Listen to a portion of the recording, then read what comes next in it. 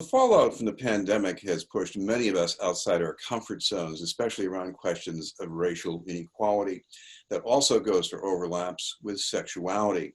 That's the territory explored in a new work of documentary theater focusing on the full spectrum of the LGBTQ plus community. It's called The Gay Agenda, and it was commissioned by the Boston Theater Company.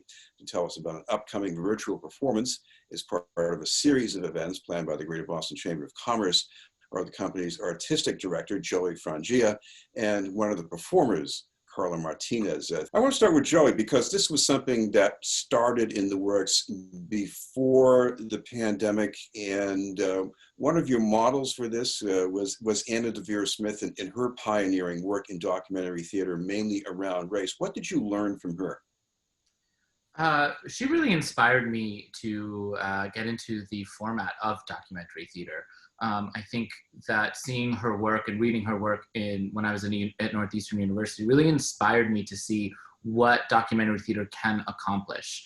And that it sort of removes the traditional way of making theater where one playwright sits down and writes a play, and it kind of opens the door to have 100 different people tell each one of their own individual stories. And there was just something very real and raw that I found in her work, and that's definitely something that we aspire to be like.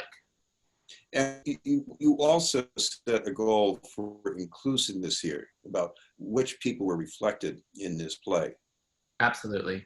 One of the reasons I wanted to do this piece was that I feel as if the LGBTQ plus community is mostly, that we see in TV, not all, but definitely the majority is cisgendered, white, male, gay, six-pack muscle men who are very funny, who have a lot of money and a private plane, but no job.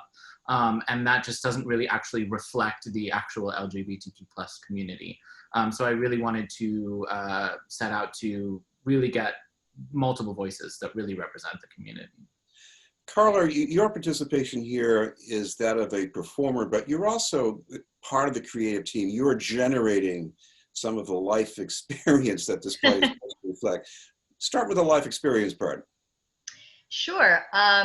Joey approached me in the fall, I believe, early spring, and kind of asked me, hey, would you be interested in doing this? And I identify as a cis queer woman. And I feel, similarly to what Joey said before, LGBTQ plus is a huge umbrella, and we're only seeing in the media one side of it, one tiny little speck of it. So I thought, of course, I would love to add, my experiences, which are so completely polar opposite, but also similar because we're all, in the same boat together. So yeah, that's how I kind of got involved. And I think representation, of course, is important. And I'm really grateful that Joey asked me to be a part of it. I know you mentioned being similar, but what about the differences that tend to get lost in the shuffle? I mean, the differences are huge. Race is a huge, I feel, in my experience, cis white men can pass as, as not gay. They're not discriminated against in the way that I would be, solely because of the color of my skin. And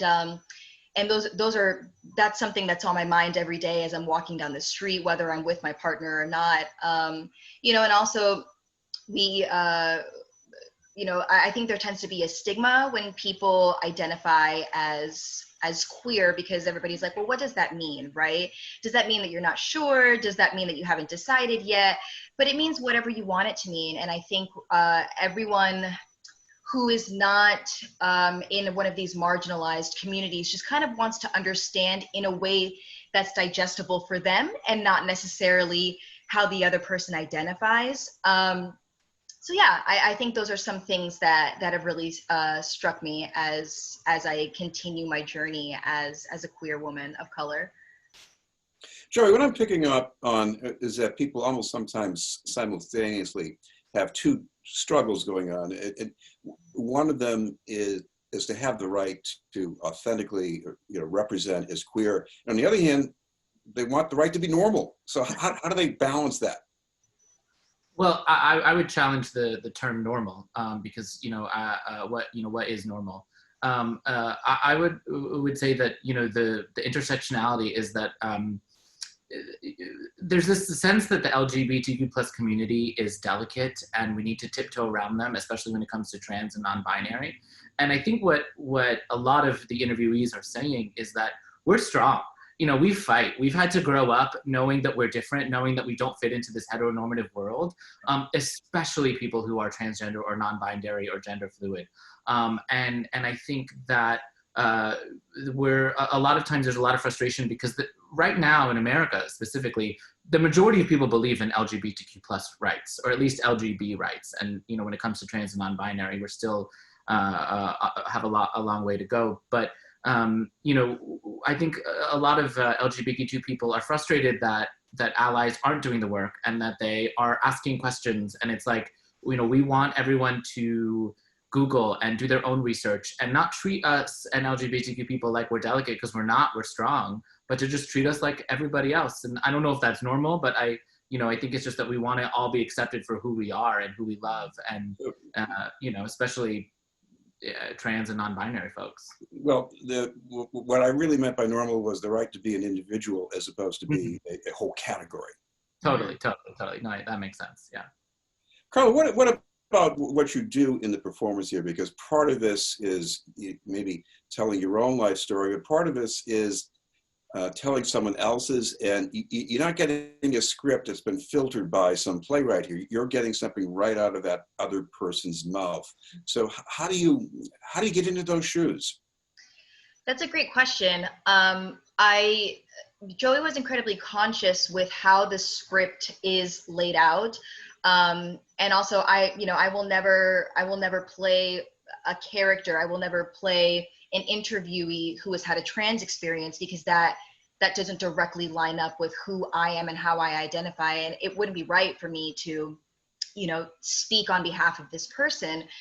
But when we were reading the script, you know, it's hard. It's not hard. It's just, it's almost like, you know, in the acting world, we're always doing these exercises and games and script analysis to like try and make us like, you know, stronger actors. But like, this is the raw stuff is the challenge. You know, I'm reading through this person's thoughts and finding the hesitation and finding how, you know, to channel that energy. And a couple of the characters or the people that I've read, you can see like them going into like this really deep and traumatic and dark place and kind of shaking themselves out. And as an actor, I have to do the same, but also it's incredibly real. And I never want it to feel like it is forced. I never want it to feel like, you know, these are the words that I'm reading. And even though there's 100 ums or uhs or pauses, I never want that to feel like those are like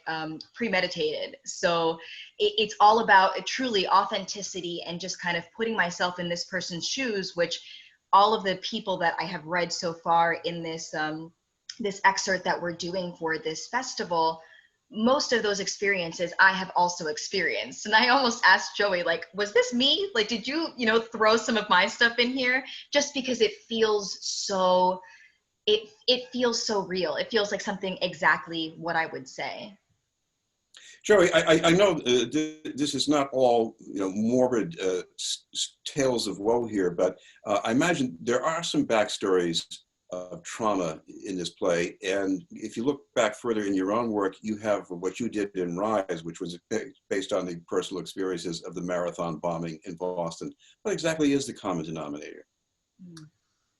That's a really great question. I haven't really thought about that. You know, I do think that the themes of resiliency and strength are true between both. I think it's certainly very different, very, very completely different scenarios. But you know, we've just started work on the gay agenda, right? We're doing 4 scenes in 2 weeks of the potential, you know, 15, 20 scenes in the show. So a lot of themes are starting to emerge, but I would say they're completely different projects. The only real similarity besides the sort of concept of strength that's coming out is just the way that we're doing it, in terms of that we are honoring real people's real stories, real experiences, unedited. You know, every for every like for like, every incorrect grammar, just to really capture and honor each individual. Carla, now you're performing this, at least in this first instance, with a virtual performance coming up. This is really for an offshoot of the Greater Boston Chamber of Commerce. There was a time in my life, at least, when I would have thought these are two worlds that would never intersect. How does it feel to be working at this intersection right now? It feels great. I mean, I hope it opens, the doors for more, intersectionality. I think that these stories, I feel like a lot of the stuff that is, as an actor in the Boston area, I feel like a lot of the work that's being produced tends to lean a little bit more safe. And I see that in multiple ways. A lot of people, don't want to be controversial. A lot of theater companies we do work that makes people, when they close their eyes, like it makes them think about a time. Like I'm thinking of like the She Loves Me or She Loves Me, and like those types of golden age shows, which their whole kind of, they make people feel, they take people back to a time where the Rodgers and Hammerstein music was like just evolving, and I appreciate that, but I also think that we need to be pounding the pavement with more, progressive work, more original work. We have a lot of incredible talent in Boston, both playwriters and directors and producers who are just coming up and finding their place. And I really think that it is important to start incorporating that into the mainstream of what, arts and culture in Boston is about, and theater specifically. Joey, finally, we should mention, because we are in the pandemic, people have to see this virtually. So how can they pursue that? Yeah, if they go to gayagenda.com, at the very top, we have a sign up. The show is free. It is open to the public. We are asking for those who have finances to donate to the Trevor Project, which is an amazing LGBTQ+ nonprofit that works with LGBTQ+ young people. But it's free, it's open to the public. It will be about 4 or 5 scenes of the actual final product. So we're calling it a preview. Great. Well, thank you both very much for taking your time to preview it with us. Awesome. Thank you so much, Chris. We appreciate it. Thank you. Joey Frangieh and Carla Martinez from Boston Theater Company.